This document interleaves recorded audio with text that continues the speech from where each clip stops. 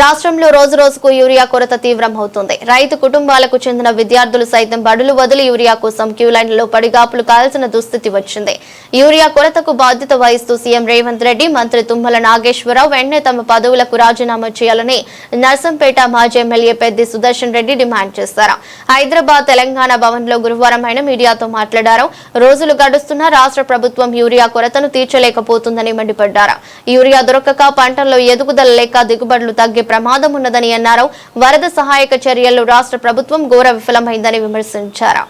తెలంగాణ వ్యాప్తంగా అతి భారీ వర్షాలు పడతాయని చెప్పి వాతావరణ శాఖ అనేక రోజులుగా హెచ్చరిస్తున్నప్పటికీ కూడా క్షేత్రస్థాయిలో ప్రభుత్వం ఎక్కడ కూడా అలర్ట్గా లేదు. జిల్లాలకు జిల్లాలు పూర్తిగా మునిగిపోయేటువంటి అస్తవ్యస్త పరిస్థితులు దాపురించిన ముఖ్యమంత్రి గారు రేవంత్ రెడ్డి గారు ఇప్పటి వరకు వీడియో కాన్ఫరెన్స్ కానీ ప్రత్యక్షమైనటువంటి విజిటింగ్ కానీ ముఖ్యమంత్రితో పాటు మంత్రులు, అధికార పార్టీ శాసనసభ్యులు పత్తా లేకుండా ఇళ్ళకే పరిమితమైనరు. వేలాది మంది ప్రజలు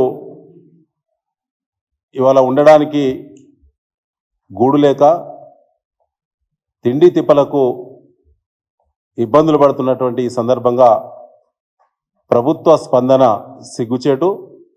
ఏమాత్రం స్పందించకపోగా కలెక్టర్లు కూడా క్షేత్రస్థాయిలో ఎక్కడ కూడా వాళ్ళ ఊపడేటువంటి పరిస్థితి లేదు. ప్రతి పనికి కూడా కాంగ్రెస్ పార్టీ ప్రభుత్వం వచ్చిన తర్వాత పోలీసుల ద్వారా పనులు చేసేటువంటి అలవాటునటువంటి కాంగ్రెస్ ప్రభుత్వము